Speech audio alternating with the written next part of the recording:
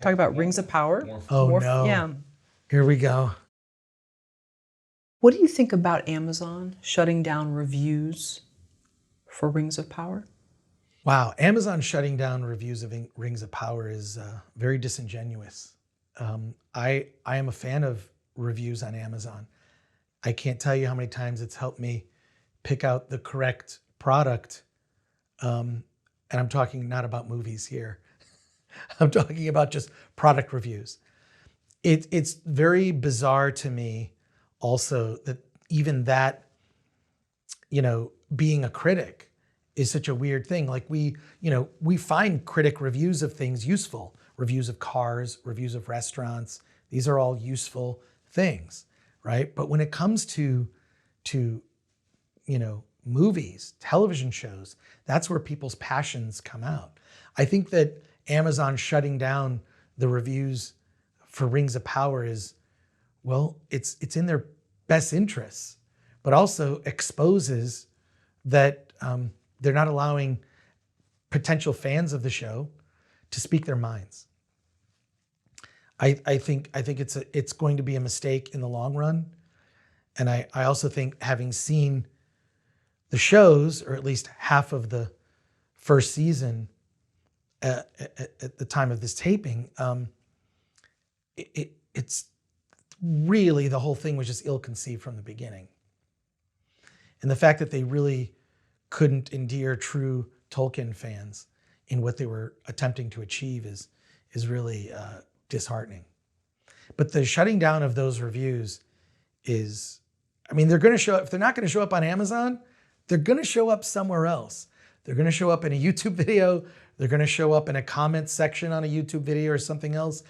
People are going to be able to speak their minds about how they feel about the show. If it's not on the Amazon website, it's going to be somewhere else. So there's really no way to completely shut it down. And I think it shows that, they're fearing the reviews of just regular people that want to talk about their love or hate for the show. What is pandering to film journalists?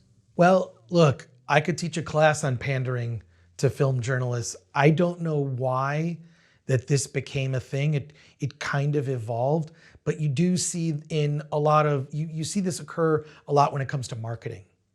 When it comes to marketing a film or a television show, they'll highlight certain aspects of the show that may not be a big aspect of the movie itself, but they'll throw in a quick line, They call it, sometimes there'll be an inconsequential character who happens to be gay. They call it queer baiting, right? So you'll get like a character who happens to be gay, who is in a TV show or a movie, and then it's loudly announced that this character is gay, and look, we have gay representation, but the character really is not meaningful to the overall story. So I really hate it when I see that studios pander to journalists and what they seem to be looking for in the interest of getting like good press for a TV show or a movie. And then I feel like it backfires because it completely misrepresents the movie and TV show. And then I do believe that it can turn off the audience. How do actors bully fans? Oh, I find it really sad to see actors bullying fans these days. First of all, I think it's completely unnecessary. And I think that if they've got time to scroll through social media and bully fans over opinions, I think that's, I don't know. I don't think that's the best use of your time. I think one of the best things you can do for your mental health is just to not be on social media.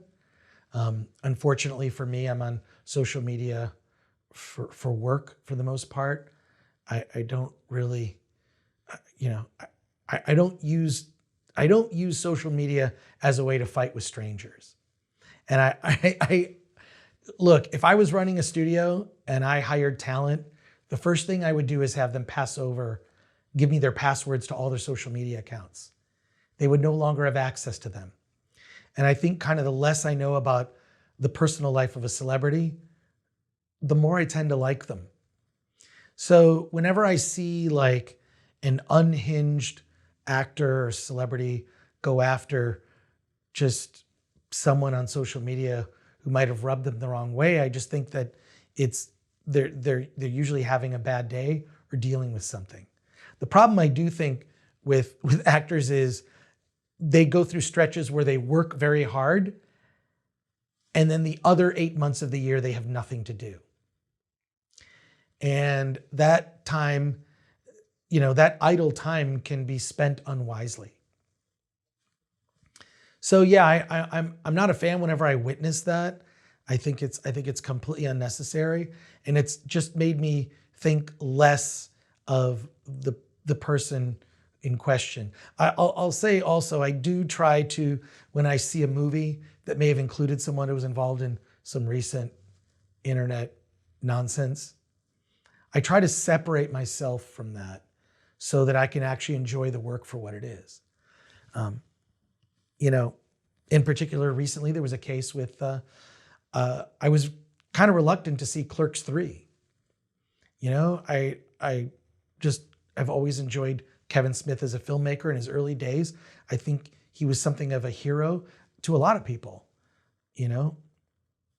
With Clerks 1, what he did is amazing. He made this movie for, 20, 30 grand, took it to Sundance and sold it with the contract written out on a napkin. That's a true story. And the fact that he charged up credit cards and sold his comic book collection to get the money to make the film is amazing. It's like a real life fairy tale. But I think Kevin on social media has involved himself in conversations and fights that I just don't think he needs to. What does he need to prove? It's like he's stalking his own fans. He doesn't need to do that. So I was kind of reluctant to see Clerks 3. I wanted to see it. It's the third in a series of films that I've enjoyed with characters that I've enjoyed. And I saw Clerks 3 and he got me. I mean, there's things that are kind of cheesy about it I didn't love.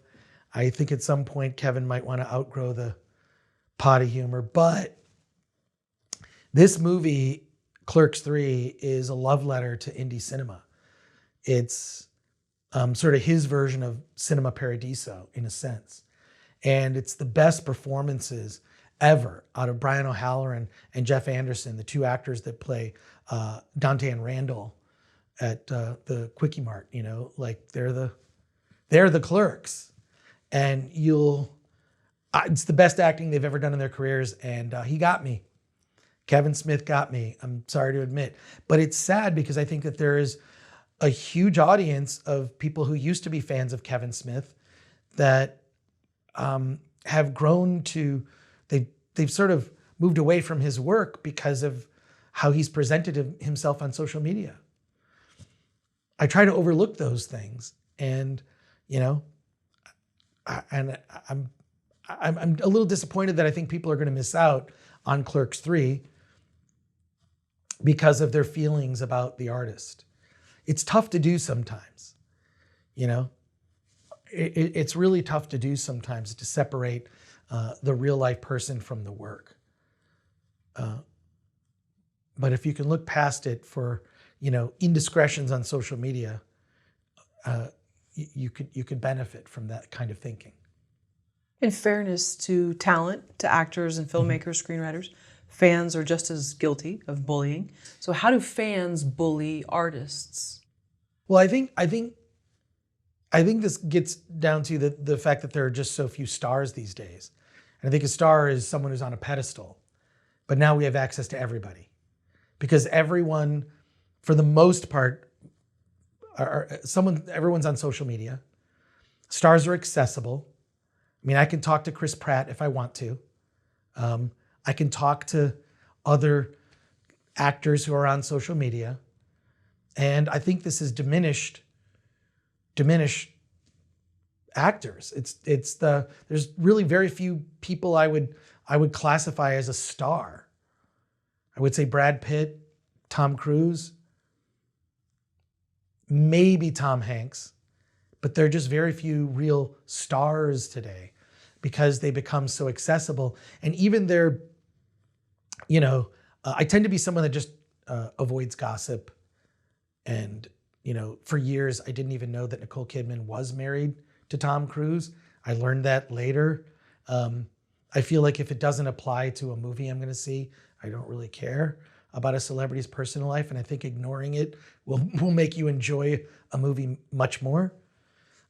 But it's disheartening that this tool, we're still learning how to use this tool and misuse this tool. For a long time, we didn't have seatbelts in cars. And for a long time, doctors recommended smoking for your health. My doctor recommends this cigarette. Oh, there's print ads, you can find them. I think we're going to find out. That social media is worse for us than smoking. And in some cases, it's like holding a loaded weapon. You could ruin your career in a tweet.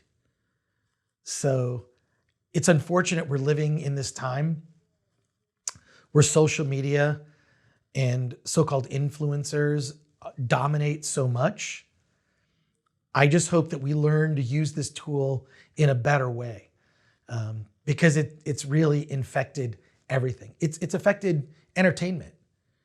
I mean, the fact that studio marketing departments care what a small percentage of people, a Twitter mob, thinks about a movie and will thus make changes in a movie. Think about that. They're making changes in a movie because a small percentage of people on social media care about this thing, when you could just as well say, here's the work, who cares? Don't go see it if you think it's something you wouldn't like. So I think being beholden to the Twitter mob is just the worst thing someone who's creative can do. So do you think someone would seem more star-like if they're not accessible? Because then there's like this mystery. Yeah, I think we've lost the mystery of what a star is or a celebrity. We know too much about them, including who they voted for in the last election, which again just sort of turns up the heat on the rhetoric. It's really disheartening to see. So if Marilyn Monroe or Rita Hayworth had been on Twitter and we were able to see them too, just walking to get coffee, is there something about the fact that we don't really know those stars' personal lives that well? We found it in tell-all books and things later on. We got to know who was with whom. Right. I just think I think it's social media has ruined a lot, and in particular, it's destroyed the mystery of celebrities and stars, and it's also, now that it's like, it does affect the content that's made. It's affected movies and TV shows in ways that I don't think are positive, because you're listening to a small percentage of the audience that may or may not be a paying member of the audience.